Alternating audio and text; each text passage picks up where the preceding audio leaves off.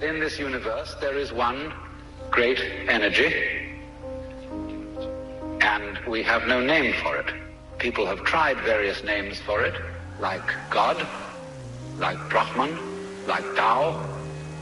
But in the West, the word God has got so many funny associations attached to it that most of us are bored with it. When people say God the Father Almighty, most people feel funny inside. But according to Buddhist philosophy, all this universe is one tathata. That means 10,000 functions or 10,000 things, one suchness. And we're all one suchness. And that means that suchness comes and goes like everything else, because this whole world is an on and off system. As the Chinese say, it's the yang and the yin. And therefore it consists of now you see it, now you don't, here you are, here you aren't, here you aren't. Because that's the very nature of energy, to be like waves, and waves have crests and troughs. Only we, being under a certain kind of sleepiness or illusion, imagine that the trough is going to overcome the wave or the crest. The yin, the dark principle, is going to overcome the yang or the light principle, and that off is finally going to triumph over on. And we, shall I say, bug ourselves by indulging in that illusion. Gee, supposing darkness did win out, wouldn't that be terrible? And so we're constantly trembling and thinking that it may, because after all, isn't it odd that anything exists? It's most peculiar. It requires effort, it requires energy, and it would be so much easier for there to have been nothing at all. Therefore we think, well, since the is side of things is so much effort, you always give up after a while and you sink back into death. But death is just the other face of energy.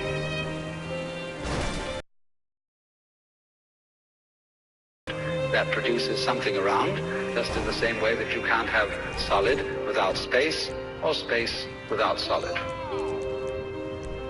When you wake up to this and realize that the more it changes, the more it's the same thing, as the French say, that you are really a playing of this one energy, and there is nothing else but that it is you, but that for you to be always you would be an insufferable bore.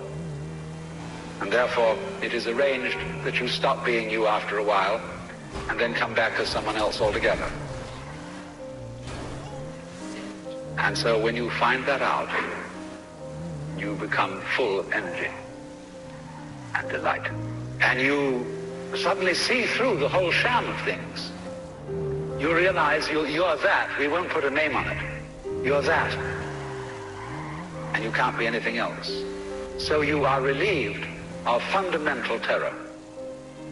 That doesn't mean that you're always going to be a great hero, that you won't jump when you hear it bang, that you won't worry occasionally, that you won't lose your temper. It means, though, that fundamentally, deep down within you, you will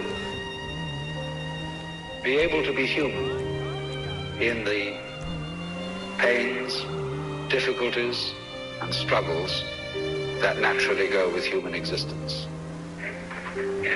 But to have no hang-up, that is to say, to be able to drift like a cloud and flow like water, seeing that all life is a magnificent illusion, a playing of energy, and there is absolutely nothing fundamentally to be afraid of.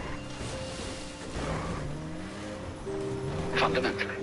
You will be afraid on the surface. You will be afraid of putting your hand in the fire. You will be afraid of getting sick. But you will not be afraid of fear. Fear will pass over your mind like a black cloud will be reflected in the mirror.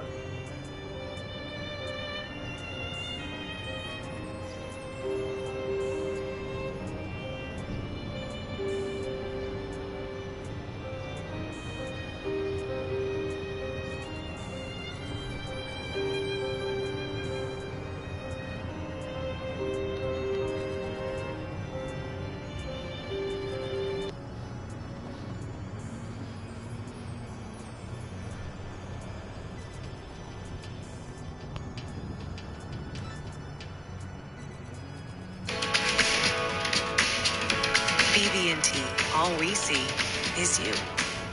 Are vegans healthy? Are vegetarians healthy? French fries and beer are vegan.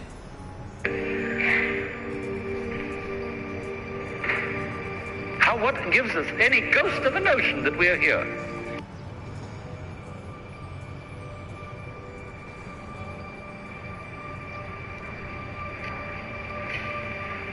Now, I'm sure that most of you know the old story about the astronaut who went far out into space and was asked on his return whether he had been to heaven and seen God.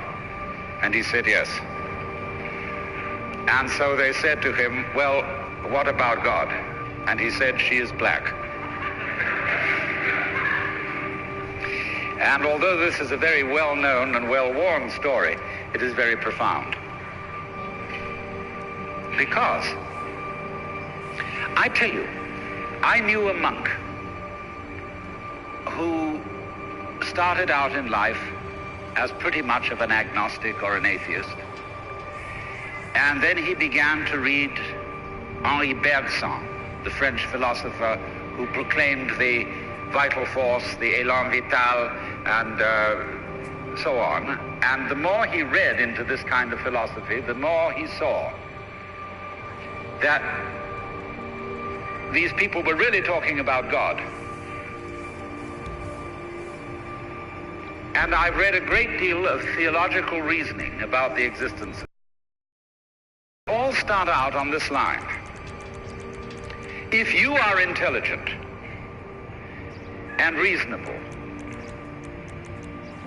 you cannot be the product of a mechanical and meaningless universe. Figs do not grow on thistles. Grapes do not grow on thorns. And therefore, you, as an expression of the universe, as an aperture through which the universe is observing itself, cannot be a mere fluke. Because if this world peoples, as a tree brings forth fruit, then the universe itself, the energy which underlies it, what it's all about, the ground of being, as Paul Tillich called it, must be intelligent. Now, when you come to that conclusion, you must be very careful, because you may make an unwarranted jump.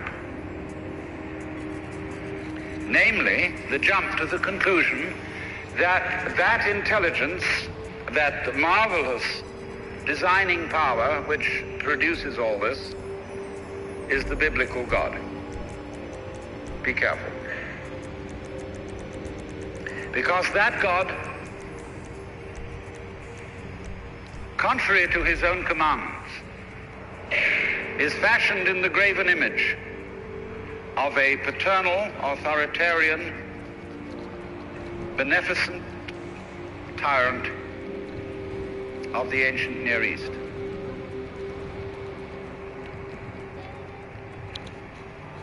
And it's very easy to fall into that trap, because it's all prepared, institutionalized in the Roman Catholic Church, in the synagogue, in the Protestant churches, all there ready for you to accept. And by the pressure of social consensus and so on, it is very natural to assume that when somebody uses the word God, it is that father figure which is intended. Because even Jesus used the analogy, the Father, for his experience of God. He had to. There was no other one available to him in his culture. But nowadays, we are in rebellion against the image of the authoritarian father. Especially this should happen in the United States, where it happens that we are a republic and not a monarchy. And if you, as a loyal citizen of this country, think that a republic is the best form of government, you can hardly believe that the universe is a monarchy. But to reject the paternalistic image of God as an idol is not necessarily to be an atheist. although I have advocated something called atheism in the name of God. That is to say,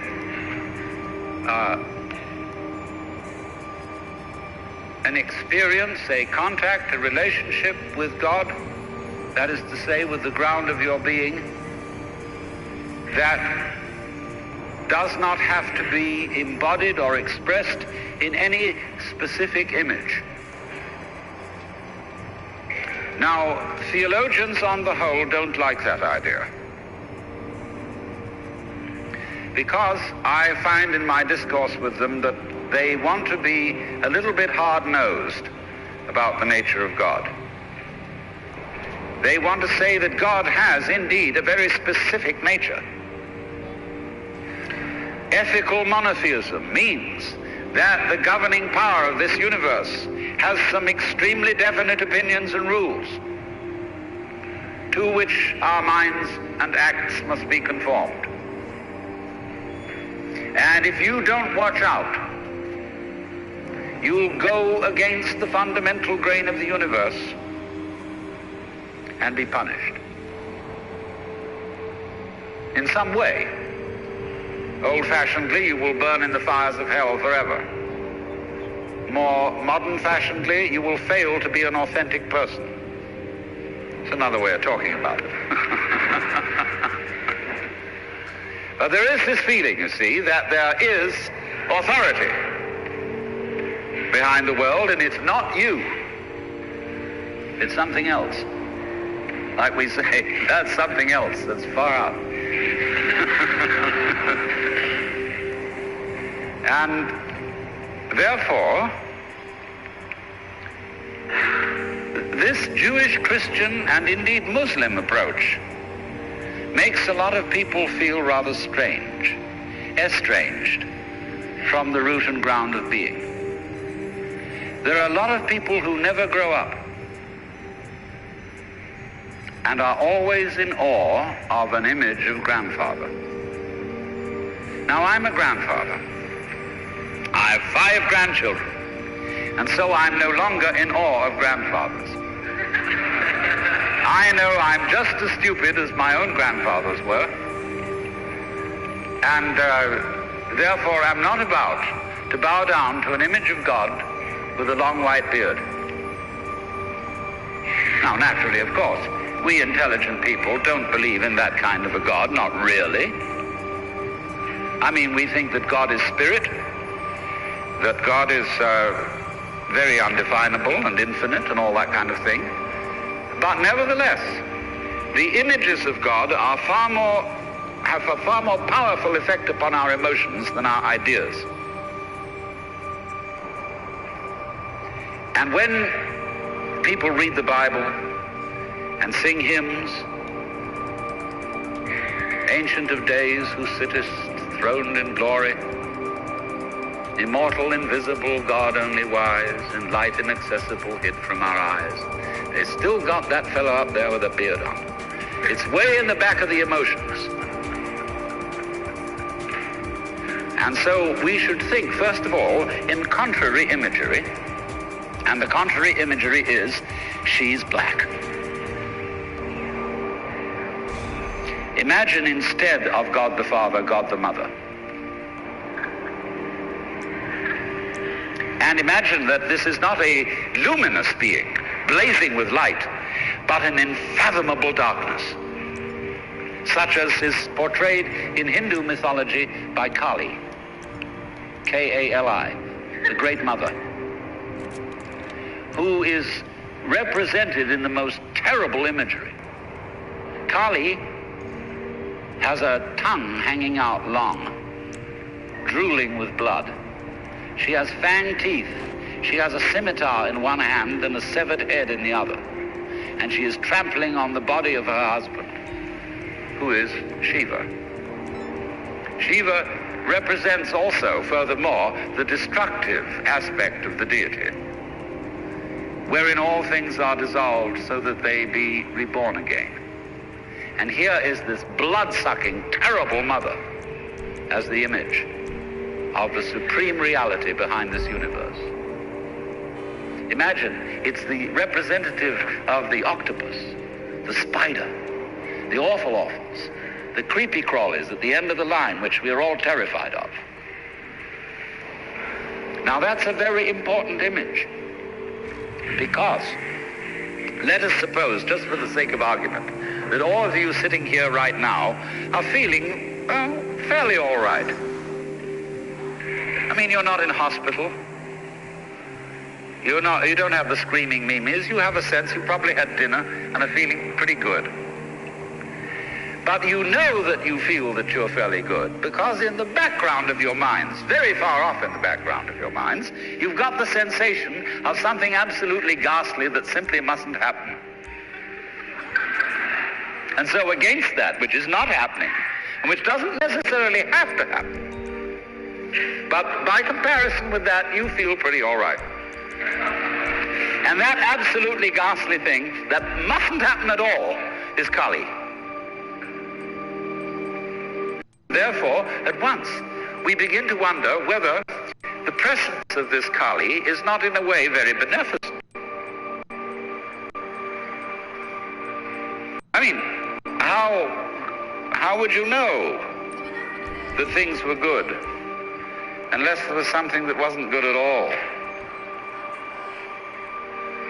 Now I'm not putting this forward as a final position. I'm only putting it forward as a variation, as a way of beginning to look at a problem and getting our minds out of their normal ruts. She's black. Well, she, first of all, feminine, represents what is called philosophically the negative principle. Now, of course, people who are women in our culture today and believe in women's lib don't like to be associated with the negative because the negative has acquired very bad connotations. We say accentuate the positive. Well, that's a purely male chauvinistic attitude. How would you know that you were outstanding unless by contrast there was something instanding?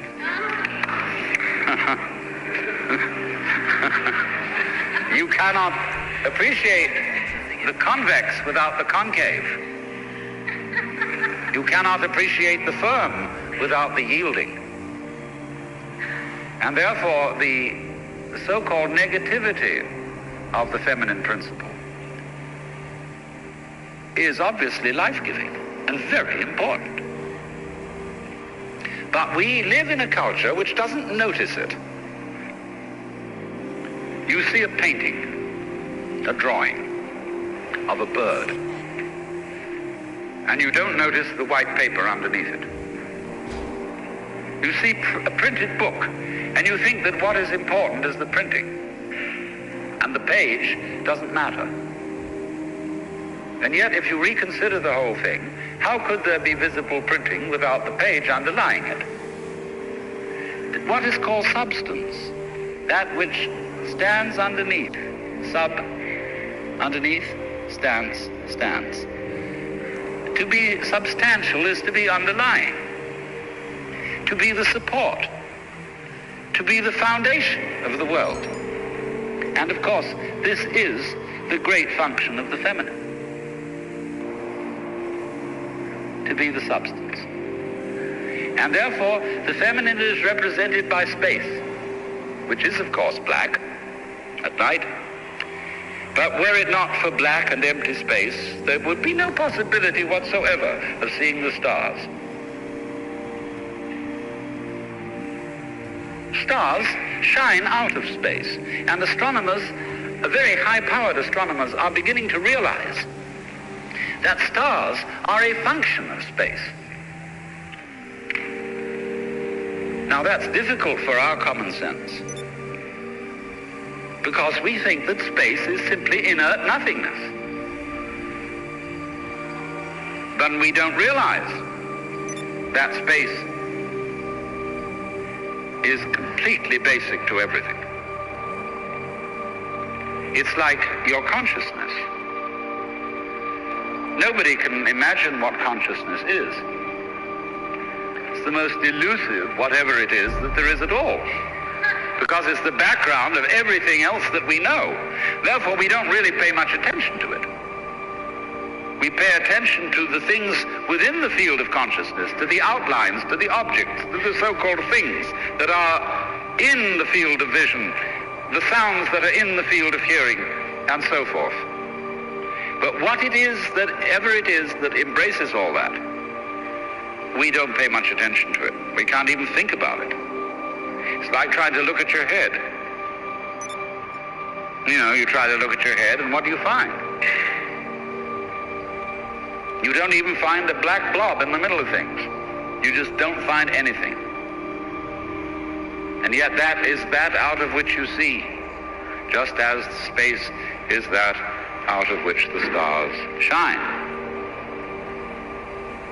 So there's something very queer about all this. That which you can't put your finger on, that which always escapes you, that which is completely elusive, the blank, seems to be absolutely necessary for there to be anything whatsoever. Now let's take this further. Kali also is the principle of death, because she carries a scimitar in one hand and a severed head in the other. Death.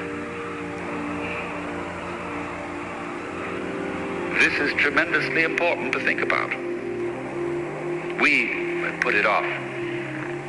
Death is swept under the carpet in our culture. In the hospital, they try to keep you alive as long as possible in utter desperation. They won't tell you that you're going to die. When their relatives have to be informed that it's a hopeless case, they say, don't tell this to the patient. And all the relatives come around with hollow grins and say, well, you'll be all right in about a month, and then we'll go and have a holiday somewhere and sit by the sea and listen to the birds and whatnot. And the dying person knows that this is mockery. Well, of course, we've made death howl with all kinds of ghouls. We've invented dreadful afterlives. I mean, the Christian version of heaven is as abominable as the Christian version of hell. I mean, nobody wants to be in church forever. Children are absolutely horrified when they hear these hymns which say, prostrate before thy throne to lie and gaze on thee. They can't imagine what this imagery means. I mean, in a very subtle theological way, I could wangle that statement around to make it extremely profound. I mean, to be prostrate at once and to gaze on the other hand, see, is a coincidentia oppositorum, a coincidence of opposites, which is very, very deep. But to a child, it is a crick in the neck. And that's the sort of imagery we're brought up with. So the idea of what might happen after death, well, you're going to be faced with your judge, the one who knows all about you. This is Big Papa, who knows you were a naughty boy and a very naughty girl, especially girl, from the beginning of things. He's going to look right through to the core of your inauthentic existence. And what kind of heebie-jeebies may come up. Or you may believe in reincarnation, and you think that your next life will be the rewards and the punishments for what you've done in this life. And you know you got away with murder in this life. And of course, awful things are going to happen next time around. So you look upon death as a catastrophe.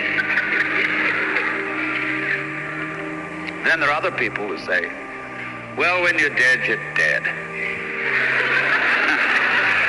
Just nothing going to happen at all. So what you got to worry about? Well, we don't quite like that idea. Because it spooks us. You know, what's it be like to die? To go to sleep and never wake up? Well, a lot of things it's not going to be like. It's not going to be like being buried alive. It's not going to be like being in the darkness forever. I tell you what, it's going to be like as if you never had existed at all. Not only you, but everything else as well.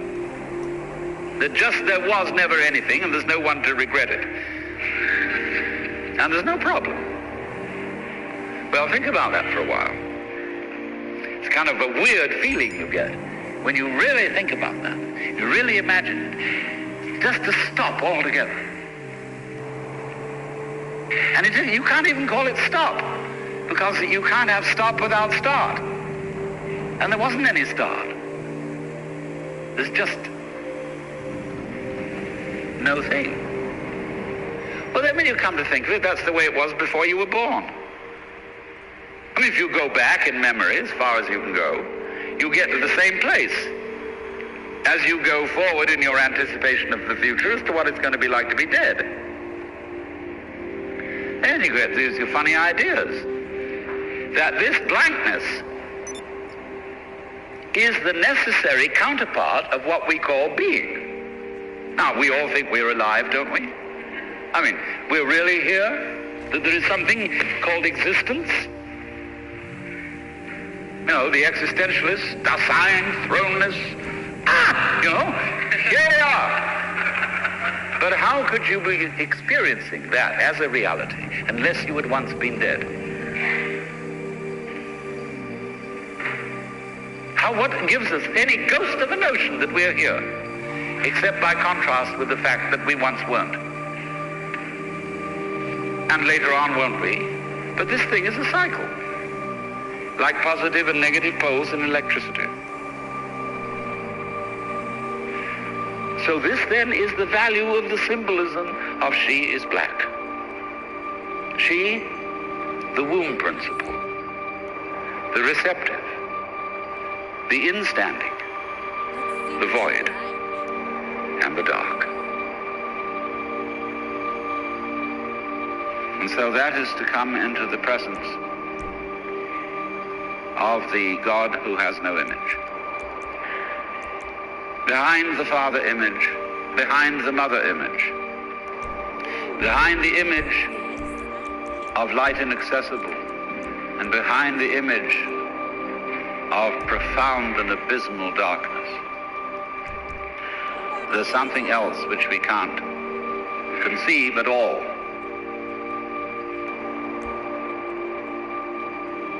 Dionysius the Areopagite called it the luminous darkness. Nagarjuna called it Shunyata, the void. Shankara called it Brahman, that which can only, of which nothing at all can be said. Neti neti, beyond all conception whatsoever. And you see, that is not atheism in the formal sense of the word. This is a profoundly religious attitude, because what it corresponds to practically is an attitude to life of total trust, of letting go. When we form images of God, they're all really exhibitions of our lack of faith. Something to hold on to, something to grasp. How firm a foundation, what lies underneath us, the rock of ages or whatever, Ein feste Burg. But when we don't grasp, we have the attitude of faith. If you let go of all the idols, you will of course discover that what this unknown is, which is the foundation of the universe, is precisely you. It's not the you think you are. No, it's not your opinion of yourself. It's not your idea or image of yourself. It's not the chronic sense of muscular strain, which we usually call I. You can't grasp it. Of course not. Why would you need to? Supposing you could, what would you do with it? And who would do what with it? You can never get at it. So there's that profound central mystery. And the attitude of faith is to stop chasing it. Stop grabbing it, because if that happens, the most amazing things follow. But all these ideas of the spiritual, the godly, as this attitude of must, and we have been laid down the laws which we are bound to follow, all this jazz, is not the only way of being religious and of relating to the ineffable mystery that underlies ourselves and the world.